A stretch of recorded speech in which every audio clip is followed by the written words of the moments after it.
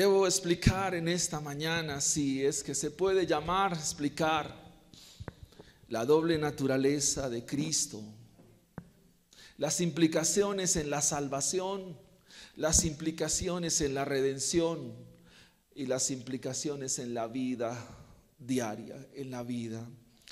Tenemos que aprender, mis hermanos, a mirar a un Cristo no como un simple poderoso, sino verlo como un gran y magno Salvador, un gran Salvador. Y es una de las doctrinas más importantes dentro de lo que conocemos en la teología sistemática como la cristología. ¿Y qué es la cristología, mis hermanos? Es sencillamente ver a Cristo por lo que revela su palabra y su mensaje de Él. La segunda carta a Timoteo, capítulo 2, verso 5, nos presenta un texto que es el título de la enseñanza de hoy. Dice entonces segunda Timoteo, primera Timoteo, capítulo 2, verso 5, es primera carta, perdonen hermanos.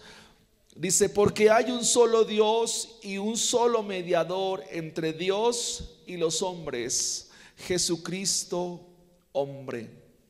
Porque hay un solo mediador entre Dios y los hombres, Jesucristo hombre. Quiero usar otro texto también que se encuentra en Juan capítulo 1, verso 1, Evangelio según Juan, y dice, en el principio era el verbo era con Dios y el verbo era Dios. Y quiero usar el verso 14 de ese mismo capítulo que dice, y aquel verbo fue hecho carne y habitó entre nosotros y vimos su gloria, gloria como del unigénito del Padre, lleno de gracia y de verdad, mis hermanos. El tema de la doble naturaleza de Cristo a través de la historia de los 5 primeros siglos de la iglesia fue un tema determinante, porque es precisamente en el tiempo posterior al siglo I donde se levantan herejías, se levantan argumentos en contra de la naturaleza divina y la naturaleza humana de Cristo. Y quiero decir, mis hermanos, que es el único ser en el universo en el cual descansan o convergen dos naturalezas, y que ese simple hecho, que a veces es inexplicable porque a veces queremos explicar lo que no tiene explicación, tiene grandes implicaciones, mis amados, para la salvación, y tiene grandes implicaciones, mis hermanos, para nuestra redención, y tiene grandes implicaciones en nuestro quehacer y nuestro diario vivir. Pero lo más triste, mis hermanos, es que dentro de la iglesia, dentro del pueblo de Dios, dentro de la cristiandad, es muy poco lo que sabemos de Cristo. El día 8 de agosto, mis hermanos, en boca de nuestro hermano Luis, ustedes escucharon un precioso mensaje. ¿Usted lo recuerda cuál es? Se encuentra en el Evangelio según Mateo en el capítulo 16. ¿Lo recuerda usted, mi hermano? Yo no asisto acá a esta iglesia, pero escucho los mensajes que predican acá en la iglesia. Y ese mensaje en aquel día es: ¿quién es Jesucristo? ¿Lo recuerda?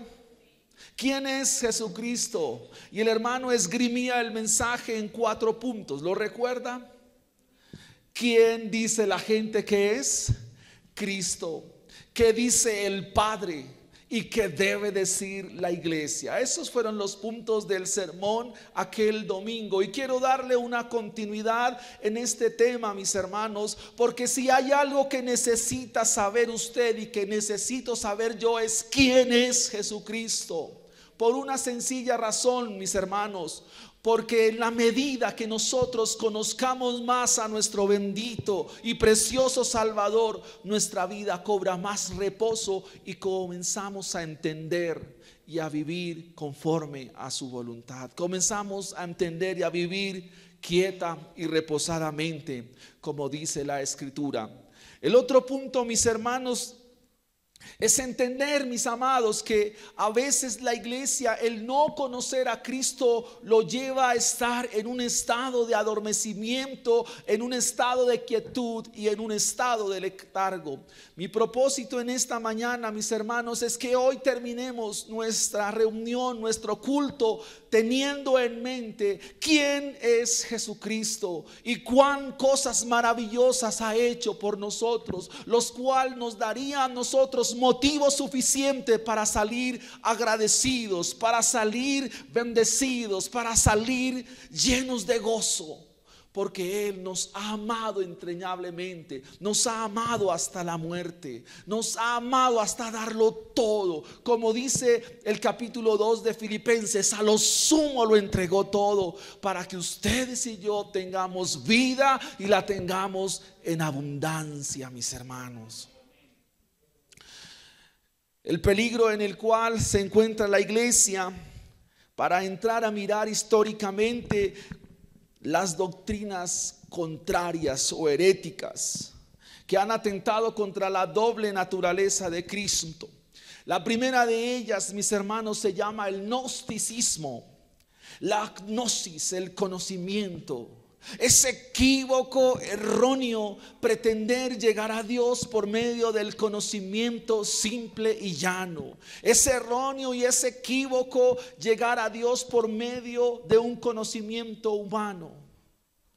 Eso plantea el gnosticismo, que en sí mismo es una forma de ateísmo. El gnosticismo dice que lo que vale es el conocimiento, que lo que vale es lo que yo tenga, lo que mi psiquín almacene, lo que mi pensamiento ordene, lo que mi pensamiento estructure, lo que mi razón me dé. Y no es así. Porque si ustedes miran, en la cruz del Calvario no muere el conocimiento. En la cruz del Calvario no muere la razón. En la cruz del Calvario no muere el intelecto de un hombre. Muere un hombre de carne y huesos. Pregunto, mis hermanos, los azotes, los golpes, la lanza, ¿sobre qué fue atravesado? ¿Sobre conocimiento o sobre una carne forrada de piel y de huesos? Eso es el gnosticismo y es una doctrina que está en contra de la doble naturaleza de Cristo. La siguiente doctrina, mis hermanos, en la cual recae mucho el cristianismo se llama el docetismo. Y el docetismo dice lo contrario. Dice que la carne es lo que importa, que la carne, lo que se tiene como carne, el simple hecho de tener dedos, manos y demás es importante, y que el espíritu para nada sirve, que el espíritu para nada nos interesa, que lo importante es la carne, y que si yo quiero doblegar la carne, entonces toca mancillarla, toca azotarla. Y a veces la práctica del ayuno ha caído en docetismo. ¿Por qué, mis hermanos? Porque no hay nada que pueda doblegar más que nuestra carne. Un ayuno no puede hacer nada, porque un ayuno no puede pretender o cambiar el plan soberano del Señor. Y a veces en la iglesia nos volvemos docetas, es decir, carne y azotemos la carne y démosle a la carne, porque la carne hay que doblegarla. Es parte de nuestra humanidad. ¿Y qué decían entonces los heréticos como Marción o Valentín? ¿Qué decían ellos? Que Cristo fue simplemente y llanamente carne. Y eso es atentar contra su doble naturaleza. Luego viene otra doctrina, mis hermanos, herética llamada el ebionismo. ¿Y qué es el ebionismo? Dice que sencillamente Jesús, como por azares de la vida, como por coincidencias de la vida, llegó a ser el elegido de Dios, pero que de ahí no sucedió más nada.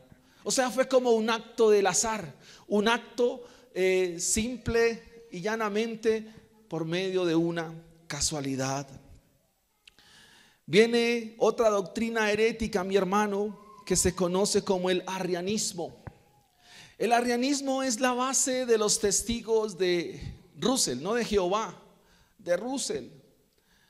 ¿Y qué dice el arrianismo? Muy sencillo, que Cristo no fue Dios, y que Cristo, al no ser Dios, pues no sencillamente lo valoramos como Dios. Eso plantea el arrianismo. Luego viene el nestorianismo, y el nestorianismo plantea, mis hermanos, que Cristo sencillamente tiene dos naturalezas. Así como cuando combinamos limón y agua, ¿qué sale? Limonada. Entonces, que Cristo es una limonada entre la naturaleza divina y la naturaleza humana. Luego viene, mis hermanos, finalmente el monofisismo o eutiquianismo. ¿Y qué es esta doctrina del monofisismo? Que Jesucristo sencillamente es Dios y que no pudo haber sido hombre. Luego todo esto ha trasegado la iglesia, y algunos se han levantado a favor, otros se han levantado en contra. Y la pregunta entonces en esta mañana es: ¿qué dice la Biblia? Explicar, mis hermanos, la doble naturaleza no es fácil. Yo diría que es inexplicable, porque yo no puedo decir hasta dónde va la naturaleza humana, hasta dónde va la naturaleza divina, cuál actuó primero, cuál actuó después. En ninguna manera. No puedo llegar a esto, mis hermanos. Pero lo que sí podemos creer por la fe que Él mismo ha dado a nuestra vida, mis hermanos, es que Él es un gran y poderoso Salvador. Y que el Antiguo Testamento nos da un testimonio infalible, nos da un testimonio vivible para creer que Él aboga por nosotros, que Él se pone por nosotros, y que Él está por nosotros, y que el Padre nos ve a través de la persona de su Hijo Jesucristo. La doble naturaleza de Cristo para la iglesia se vuelve valiosa en la medida que todos nosotros comprendamos el asunto de la mediación, el ponerse por nosotros. Y entonces vamos a estar mirando algunas citas del Antiguo Testamento. Dentro de la cristología del Antiguo Testamento, mis hermanos, encontramos tres oficios que los levitas hacían, mis hermanos. Uno de los oficios era rey, sacerdote y profeta. El rey no podía ser sacerdote y no podía ser profeta. El profeta no podía ser sacerdote y no podía ser rey. El sacerdote no podía ser rey ni profeta. Ningún oficio se podía mezclar entre sí mismo. Pero en Cristo Jesús descansan los tres oficios. ¿Qué es el oficio de sacerdote? ¿Qué hacía el sacerdote en el tabernáculo? El sacerdote tomaba la ofrenda del pueblo y la presentaba a Dios. Ese era el oficio del sacerdote: tomar los sacrificios, tomar los bueyes engordados, tomar los machos cabríos, tomar los becerros, tomar las tórtolas, los palominos, y decir: Señor, esta es la ofrenda del pueblo. Es decir, el sacerdote se presentaba ¿por quién? Por el pueblo. Pero entonces el profeta, ¿qué hacía el profeta? El profeta tomaba lo de Dios y se lo suministraba ¿a quién? Al pueblo. Lo daba al pueblo. Y esos son oficios que convergen en Cristo. Y eso para nosotros es sumamente importante. ¿Por qué, mis hermanos? Porque Cristo es quien presenta el verdadero sacrificio. El escritor de la carta a los Hebreos dice que el sumo sacerdote traspasó los cielos, el que no es conforme al sacerdocio levítico, sino conforme al sacerdocio del Melquisedec, viene, traspasa los cielos y presenta un sacrificio perfecto, suficiente, completo. Lo presenta excelsamente, una única vez y para siempre, y se llama Jesucristo, el único mediador. Pero también es Cristo quien viene de Dios, venido de Dios, trae las buenas nuevas para nosotros. Viene como profeta y nos anuncia a todos nosotros su valioso mensaje. Y ese mensaje ahora lo hace recipiente a usted y a mí de ello. Es Cristo mismo, mis hermanos, quien viene y presenta ese mensaje, se presenta. Por eso el texto inicial que vimos, mis hermanos, y vimos su gloria, gloria como la del unigénito, lleno de gracia y lleno de verdad. El testimonio entonces del Antiguo Testamento para nosotros es suficiente. ¿Por qué es suficiente, mis hermanos? Porque quiero decirle algo: la deuda de pecado la cometió un hombre y por tanto un hombre la tiene que pagar. Pero ninguno sobre la faz de la tierra puede pagar esa deuda. Por eso en Cristo descansa la naturaleza humana. Pero también en Cristo descansa la naturaleza divina. El profeta Isaías en el capítulo 9, verso 6 va a decir lo siguiente: porque niño nos es nacido, hijo nos es dado, y el principado sobre su hombro, y se llamará su nombre admirable, consejero, Dios fuerte, Padre eterno, príncipe de paz. ¿Y usted sabe qué significa la palabra Emmanuel? Dios con nosotros. Dios con nosotros. Dios en medio nuestro. Su presencia con nosotros. Por eso el salmista dice en el Salmo 139: ¿a dónde huiré de tu presencia? Si fuere a los confines de los cielos, allí estás tú. Si fuere a lo profundo del mar, allí estás tú. Fuere donde fuere, allí está mi Dios. Dios con nosotros. Dice la Escritura, mis hermanos, que también en el capítulo 53 del profeta Isaías se habla de Cristo como el varón de dolores, experimentado en quebranto. Y nosotros lo que hicimos, actuar como Adán, fue esconder el rostro. ¿Recuerdan la pregunta que el Señor le hace a Adán? Adán, ¿dónde estás tú? ¿Y acaso Dios no lo sabe todo? ¿Acaso Dios no sabía dónde estaba Adán? Por supuesto, mis hermanos, Dios sabía dónde estaba Adán. Pero Él le hace la pregunta no porque Dios no lo sepa, sino porque a veces Dios quiere darnos a entender cuál es nuestra condición. Y la respuesta de Adán, al igual que Isaías 53: tuve miedo y me escondí. Escondimos de Él el rostro, y nosotros le tuvimos por azotado y por herido de Dios. Porque Él se entregó en carne, pero también entregó todo su ser. Porque era la única forma, mis hermanos, como Dios obra perdón. Porque no había ninguno en la tierra que fuese capaz de obrar tal deuda para con Dios. Por eso el cuarto punto en aquel mensaje de ese domingo que expuso el hermano Luis fue: ¿qué dice el Padre? Este es mi Hijo en quien tengo mi complacencia. Es aquel hijo donde Dios lo mira de igual a igual, porque es el único que puede satisfacer, mis hermanos, las demandas judiciales, legales de la ley de Dios. Porque es Cristo mismo quien puede suplir y quien puede satisfacer el todo de la vida, conforme a como Dios estableció en su ley. En segunda instancia, mis hermanos, el testimonio del Nuevo Testamento. Y ustedes van a encontrar, mis hermanos, a Jesús de carne y huesos, hablando con quienes, con publicanos, con prostitutas, con ladrones, con gente de la alta, con gente de la baja, con gente de todo el mundo. Pero algo por lo cual se sorprendían los fariseos es porque le escuchaban decir expresiones como esta: vete y no peques más. Y eso Dios nos dice en esta mañana, porque Él tiene el poder y la facultad para perdonarte. Hermanos amados, preciosa iglesia, todos nosotros continuamente le fallamos a Dios. Todos los días de nuestra vida nos equivocamos de Él, pero su gracia es más abundante. Su gracia es mayor que los cielos y la tierra. Y nos dice: los perdono, vete y no peques más. Por eso es llamado el Hijo de Dios.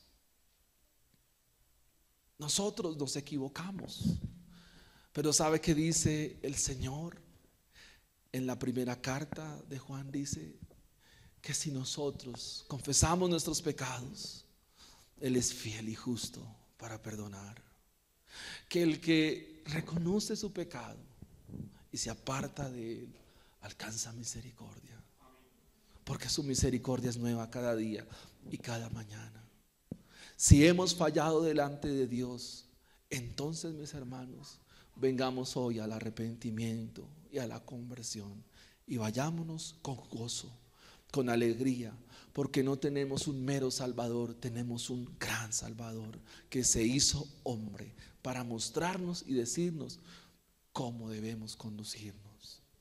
A Cristo Jesús ustedes lo van a encontrar hablando con un hombre llamado Zaqueo, que quería verlo y se subió a un sicómoro allá en Lucas 19. Y allí las palabras del Señor es: Zaqueo, baja, porque esta noche es necesario que me quede en tu casa. Porque el Hijo del Hombre vino a buscar y a salvar lo que se había perdido. Y todos nosotros nos habíamos perdido, todos nosotros nos habíamos descarriado, pero Él nos ha recogido en su mano.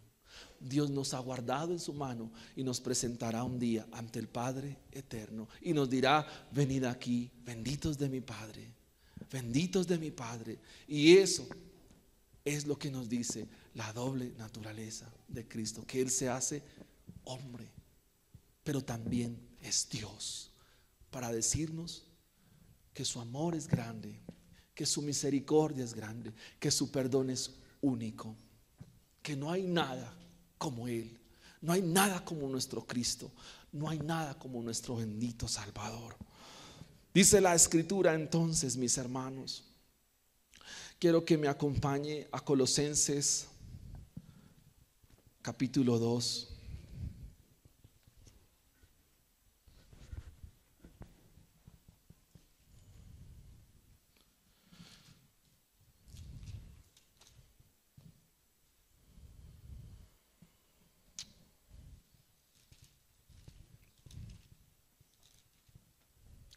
Dice la Escritura, Colosenses capítulo 2, versículo 10, Colosenses 2:10. Y vosotros estáis completos en Él. Pudiéramos balancear entonces en esta mañana: ¿qué nos falta, mis hermanos? ¿Qué me dicen ustedes? A veces nos llenamos de los antojos de este mundo, ¿verdad? Un buen carro, una buena casa, una buena universidad para nuestros hijos, un mejor bienestar económico. ¿Qué pudiéramos pedir? ¿Qué pudiéramos desear? Pero sabe una cosa, mi hermano, que la Biblia hoy nos dice una verdad tan descuidada por la iglesia. Y es esta verdad tan preciosa y tan maravillosa: vosotros estáis completos en Él. ¿Por qué? Por lo mismo que hemos venido hablando, mis hermanos, porque Él es Dios, pero también es hombre. 100% Dios, 100% hombre. Y estamos tan completos en Él, mis hermanos, que si nos vemos a la luz de este mundo, mis hermanos, nos vemos en un lugar de privilegio. Pero a veces nos descuidamos tanto en nuestro quehacer diario, en nuestro diario vivir, que no nos permite eso ver que Cristo es el todo de nuestra vida, que Cristo es el todo de nuestros hogares, que Cristo debe ser el todo de nuestras familias, que Cristo debe ser el todo de la iglesia, porque sin Cristo, mis hermanos, no tenemos nada. Como dice hablándole a la iglesia allá en Apocalipsis: pobres y desventurados y miserables, esos somos sin Cristo. Así que, mi hermano, gózate, alégrate, vive, porque con Cristo lo tenemos todo. En Él estáis completo. En Él estáis completo.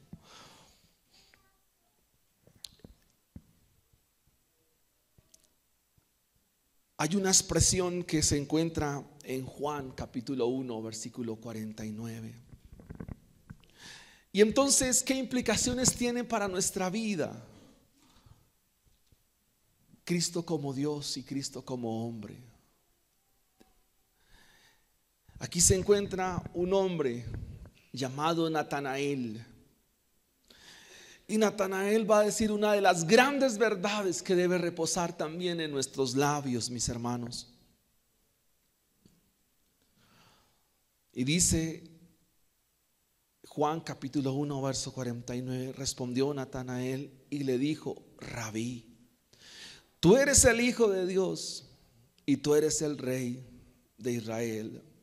Respondió Jesús y le dijo: porque te dije, te vi debajo de la higuera, ¿crees? Cosas mayores que estas verás. ¿Qué pasa si nuestras familias, nuestros hogares, nuestros hijos confiesan el señorío de Cristo? ¿Qué pasa, mis hermanos? Cosas mayores que estas verá. Pero ¿cuáles cosas? ¿A qué cosas se refiere el Señor? Si yo les pregunto un deseo legítimo nuestro para ustedes, ¿cuál es? Ver sus hijos sirviéndoles a Dios, ¿no le parece? ¿No sería ese es un deseo legítimo que debe haber en nuestra vida, que debe haber en nuestro hogar? A esas cosas mayores. Y esas implicaciones diarias tienen que ver con nuestra praxis como cristianos, con nuestra práctica como cristianos. Confesamos a Cristo en nuestros devocionales. Confesamos su señorío cuando nos reunimos a la mesa para hablar de las cosas de Dios en nuestra familia. Confesamos el señorío de Cristo, Cristo como Dios a la hora de tomar los alimentos. ¿Saben por qué a veces nuestros hijos, hablando esta semana con unos hermanos, por qué no quieren a veces venir a la iglesia? Porque nosotros no hemos dado el debido ejemplo. Queremos ver a nuestros hijos consagrados, sirviendo a Dios, cuando nosotros ni siquiera nos consagramos. Le decimos al muchachito: mire, tienes que orar, tienes que leer la Biblia. Y a veces nosotros, ni Biblia, ni oración, escasamente el domingo. Mi hermano que tomaba la dirección les hace un desafío: venir a los discipulados, venir a escuchar la Biblia, a escuchar el mensaje, a escuchar de Dios, a escuchar de sus palabras, a escuchar que Él es el todo de nuestra vida. Cosas mayores que estas verás por una confesión. Tú eres el Hijo de Dios.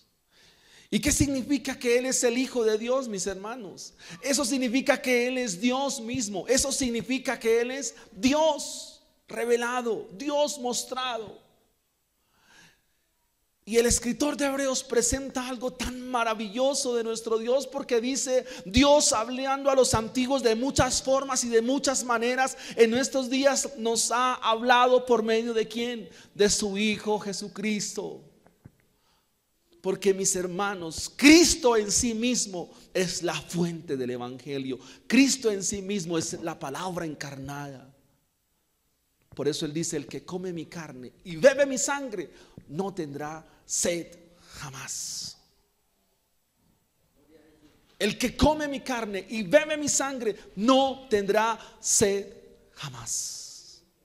Le invito, mi hermano, a que salgamos de lo ordinario que vive la iglesia y seamos hombres y mujeres extraordinarios en Dios.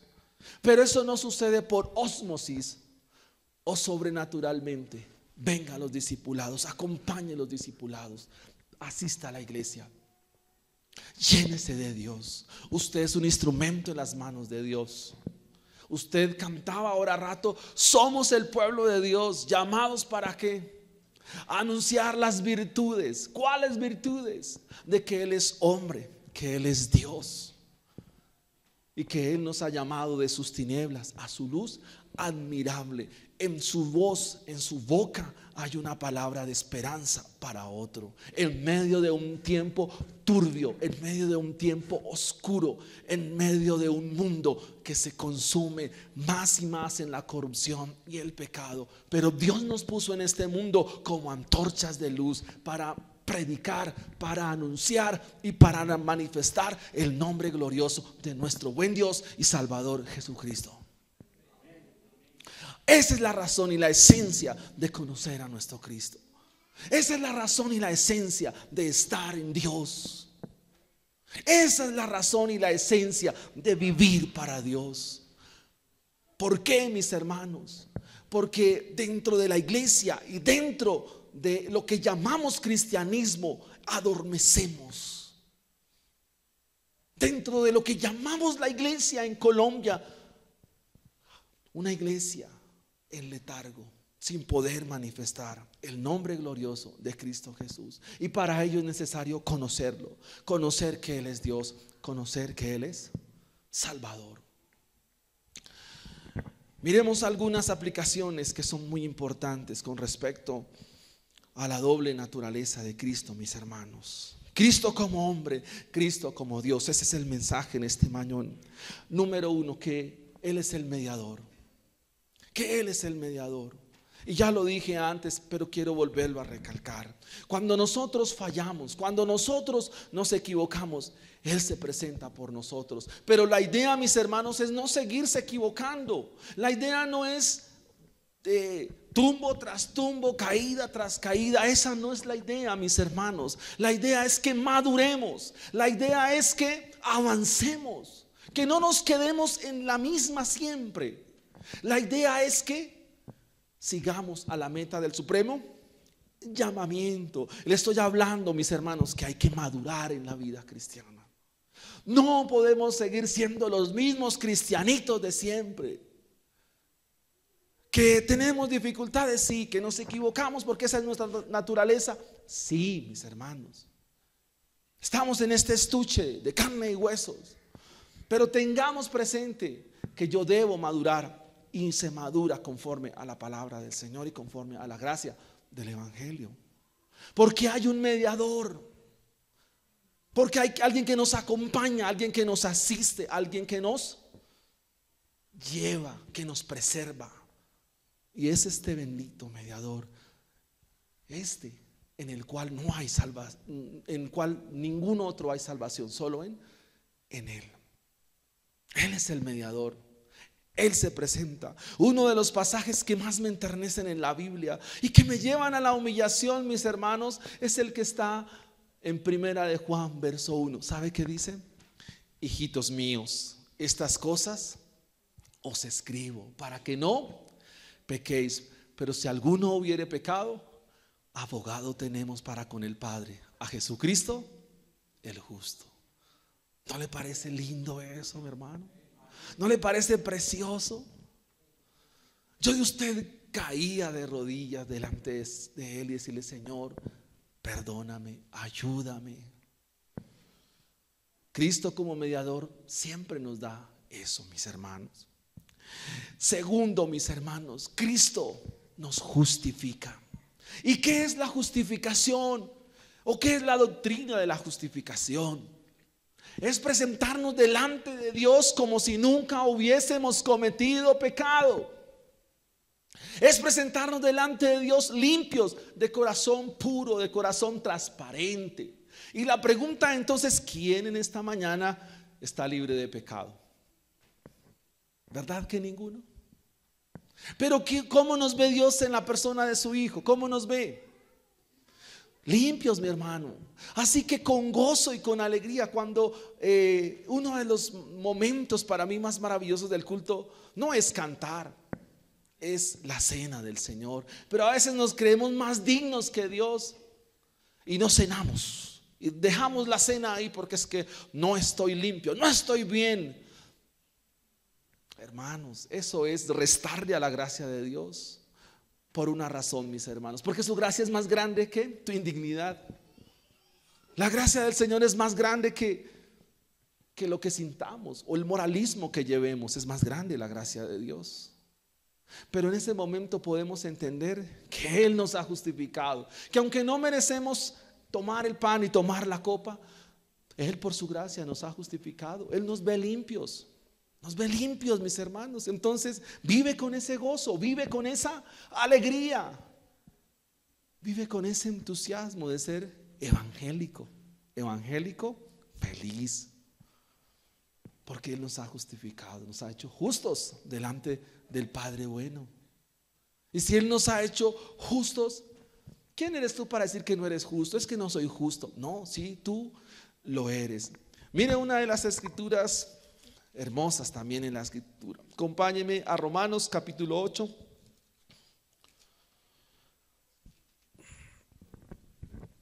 Es un pasaje muy leído por la iglesia, pero a veces no es tan masticado. Mire lo que dice la escritura.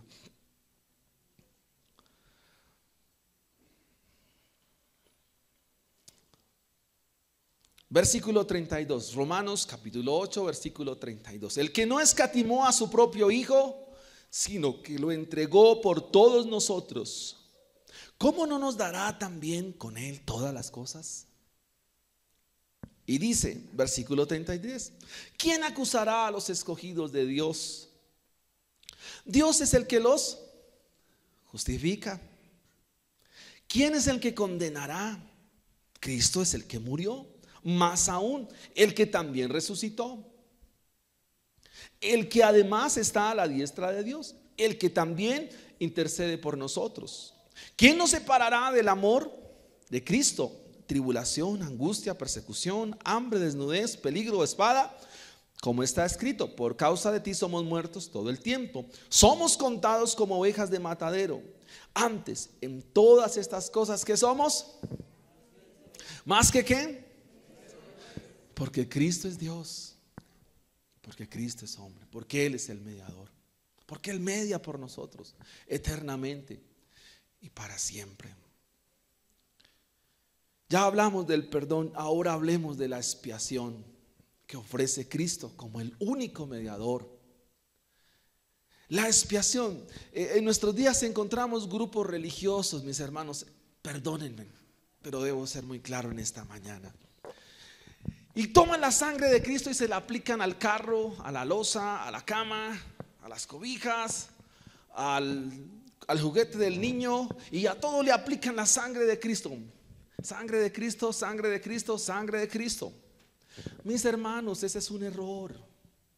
Y es más, se ha vuelto eso un cliché cristiano. El único efecto de la sangre de Cristo es limpiar el pecado de nosotros todo el tiempo.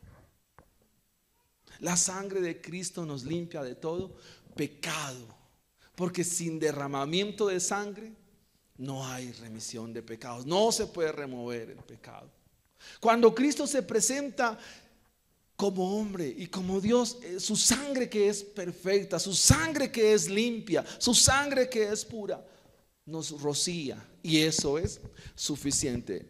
Primera carta de Pedro. Acompáñenme por favor a Primera de Pedro.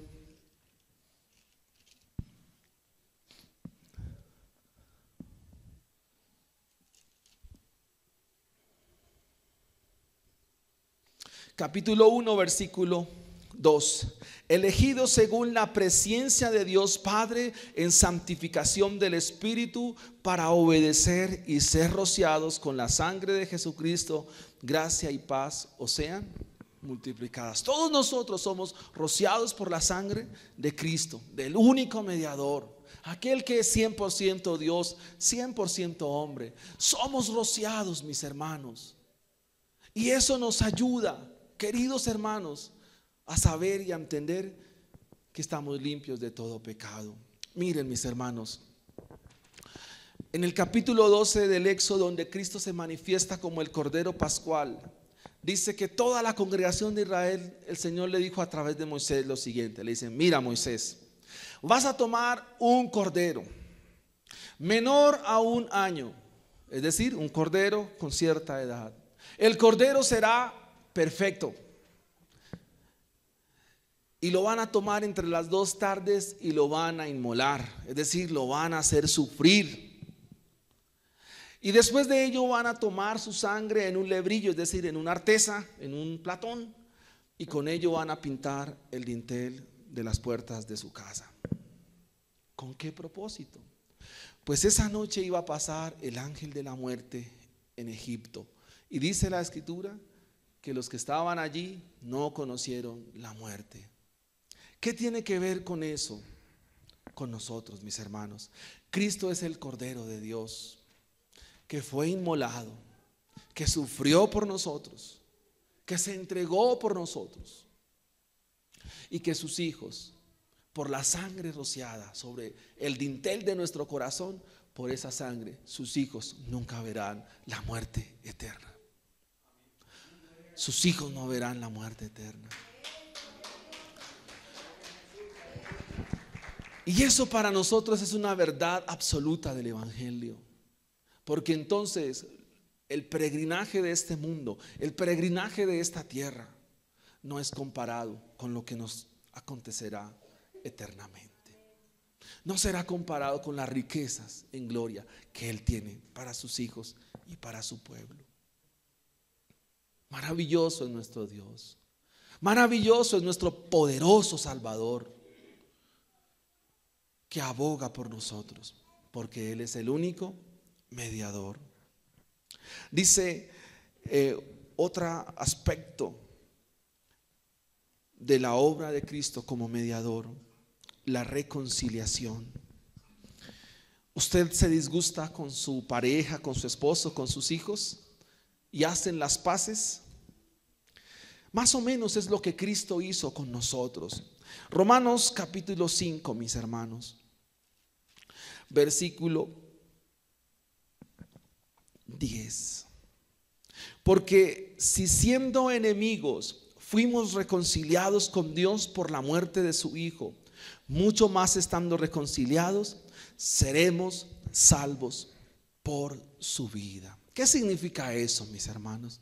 Recuerden que en el Génesis el Señor le da una ordenanza a Adán, y esa ordenanza consistía en cumplir el mandamiento: de todos los árboles del huerto puedes comer, pero de ese árbol no podrás comer. Y usted conoce que Adán fue un transgresor. Ahora quedó enemistado con Dios, y por supuesto toda la raza humana quedó enemistada con Dios. Romanos 5:12 dice: por tanto, como el pecado entró en el mundo por un hombre, y por el pecado la muerte, así la muerte pasó a todos los hombres. Es decir, que no hay justo ni siquiera uno. Y si no hay justo, significa que todos están enemistados contra Dios. Eso significa que todos no pueden ir donde Dios. Y eso significa que somos enemigos de Dios. Cristo como mediador. Cristo lo que hace, mis hermanos, como dice este capítulo 5, verso 10, es obrar la reconciliación.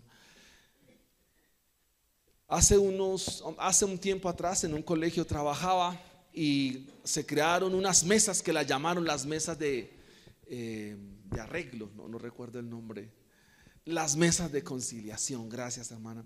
Y estas mesas de conciliación lo que hacían era llamar las dos partes. Entonces los ofendidos, los ofensores, y mutuamente le decían: a ver, lo escuchamos. ¿Qué tiene que decir usted? No, que yo estaba en clase y él me cogió el esfero y me lo clavó por la espalda. Ese era el problema. ¿Y usted qué hizo? No, pues yo también saqué mi esfero y también se la devolví. Y entonces tocaba escucharlos buen rato, buen tiempo, y decirle: ¿cómo van a arreglar? ¿O arreglo yo por ustedes? Entonces se llamaba el observador, se escribe, se hace la anotación, se llama al padre de familia, o sencillamente se les daba la oportunidad de que pudieran arreglar ahí mismo. Y decíamos: ahora, y lo último que hacía es: ahora dele la mano, en señal de que usted lo ha perdonado y en señal de que usted también lo ha perdonado. Eso es más o menos algo que nos ilustra la reconciliación. Cristo ha hecho una obra mucho más grande con nosotros, mis hermanos, y es reconciliarnos en su muerte. ¿Y qué es la reconciliación? Es hacer amigo al que un día era mi amigo, pero que hoy es mi enemigo. Eso es la reconciliación. Porque Dios era amigo del hombre. Allí en Edén Dios le hablaba, la comunión no tenía ninguna interrupción, no había pecado. El hombre estaba en un estado de inocencia, pero una vez transgrede, ahora se vuelve enemigo de Dios. Y el volverse enemigo de Dios significa que no puede ir donde Dios. Yo le pregunto a usted, si usted tiene un enemigo, ¿usted va donde su enemigo? ¿Por qué no va? Voy a usar una palabra del hermano Félix porque lo acaba. Lo acaba. Usted va donde su enemigo y lo acaba, espero, de arreglar. Nosotros no podemos presentarnos delante de Dios a menos de que alguien se presente primero por nosotros. Y dice entonces la escritura, porque si siendo enemigos fuimos reconciliados con Dios por la muerte de su Hijo, mucho más estando reconciliados. Hay algunos que todavía no entienden que han sido reconciliados con Dios y miran a Dios con temor, pero no temor de reverencia y respeto, sino un temor de miedo, porque quizás ven a un Dios autoritario, a un Dios que es como regañador, porque tenemos una imagen de Dios que quizás no es la más correcta. Pero yo quiero decirles, mis hermanos, que si el evangelio a usted lo ha alumbrado, mis hermanos, usted es ahora un amigo de Dios. El capítulo, uno de los capítulos de Juan, creo que es el capítulo 14, dice: ya no los llamaré más mis discípulos, ahora ustedes que son mis amigos. Y eso Dios lo ha obrado en la persona de su Hijo Jesucristo. Segunda carta a los Corintios, capítulo 5, verso 18. Si había una iglesia conflictiva en el Nuevo Testamento, una iglesia terrible, divisionista, habían 4 bandos en la iglesia, eran los corintios. Unos eran de Pablo, otros eran de Cefas, otros de Cristo, otros de Apolos. Inmorales, a la cena del Señor armaban desorden. Eran hombres y mujeres que a veces no tenían mayor control, eran desordenados en el culto. Pero Dios le dice esto en su segunda carta a través del apóstol Pablo. Segunda carta de Corintios 5, 18. Dice la escritura: y todo esto proviene de Dios, quien nos reconcilió consigo mismo por Cristo y nos dio el ministerio de la reconciliación. Y quiero decirle algo, mi hermano. Si Dios nos perdonó en su Hijo, Dios nos reconcilió en su Hijo, ¿por qué tú no haces lo mismo con tu hermano? Con el que está a tu lado. ¿Por qué no perdonarnos los unos para con los otros? La iglesia de nuestros días, algo que necesita, mi hermanos, es la unidad. Y la unidad en el perdón legítimo. Yo no voy a la iglesia porque es que el hermano Y le cae mal al hermano X y yo no lo puedo ver. ¿Y acaso Dios nos miró así, mis hermanos? Cuando disgustamos en casa con la pareja, a veces uno encuentra en consejerías y demás que duran hasta 4 días sin hablarse. ¿Es eso el evangelio, mis hermanos? Si Cristo nos reconcilió, ¿tú por qué no te puedes reconciliar con el que está a tu lado, con el que vive contigo, con el que duerme contigo? No se ponga el sol sobre vuestro enojo. No se ponga el sol sobre vuestro enojo. Cristo, Dios nos reconcilió. Entonces reconcíliate con tu hermano. Si tú tienes diferencias con tu hermano, ve y arregla con él. Es mejor hacer eso, mis hermanos, que venir a ofrendar y a diezmar. Y que si tú tienes inconvenientes con tu esposa, o tu esposa tiene inconvenientes con el esposo, dice: arreglen para que sus oraciones no tengan estorbo. Si Cristo nos ha reconciliado, ¿cuánto más nosotros con nuestro hermano? No, es que yo no lo puedo ver. Yo lo veo y se me hierve la sangre. No, hermano, que se le hierva el perdón, porque Cristo también te perdonó. Amén, mis hermanos. Cristo nos ha reconciliado. Y dice, y todo esto proviene de Dios, quien nos reconcilió consigo mismo por Cristo y nos dio el ministerio de la reconciliación. Perdonar es un ministerio. Eso dice la Biblia. Perdonar es una virtud del hombre y es una virtud teologal. ¿Por qué? Porque solo Dios la da, solo Dios la entrega. Y Dios quiere que todos nos perdonemos, así como Él nos ha perdonado. ¿Y usted recitó alguna vez el Padre Nuestro que decía, perdona, así como yo también? ¿A quién? Al que me ofende. Eso es la vida práctica del Evangelio. Quiero terminar en esta mañana, mis hermanos, con uno de los textos, mis hermanos, que a mi modo de ver me traspasan el corazón. Y quiero invitarlo al Evangelio de Marcos. Evangelio según Marcos.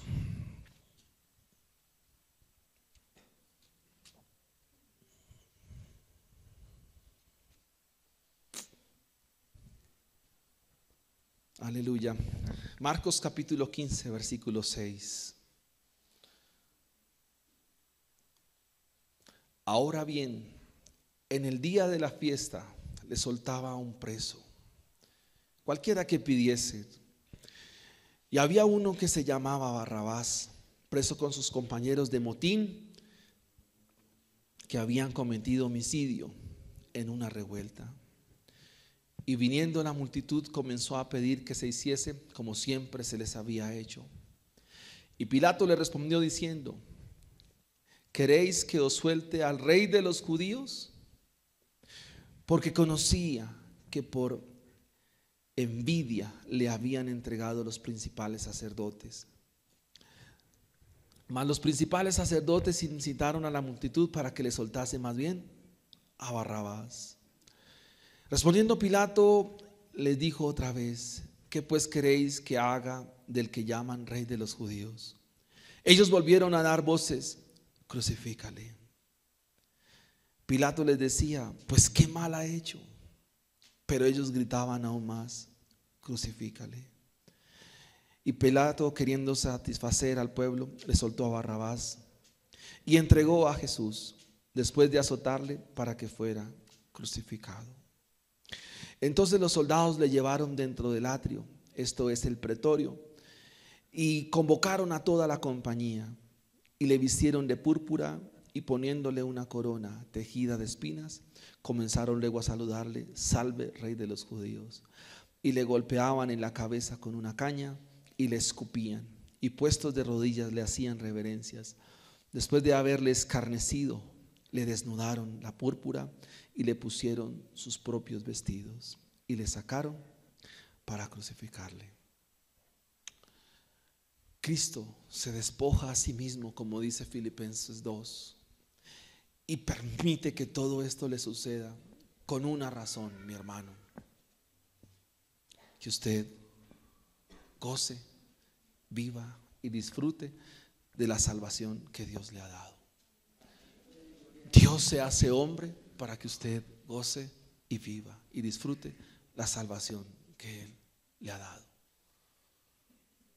Si usted aún no es salvo, yo le invito en esta mañana que venga al arrepentimiento, porque Dios ordena arrepentimiento, porque sus palabras deben compungirnos en nuestro corazón y sus palabras deben producir lo mismo que en Hechos 2 se produjo.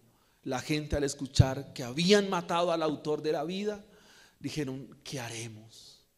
¿Qué haremos? Y las palabras de Pedro es arrepentidos y convertidos para que vengan de la presencia del Señor tiempos de refrigerio.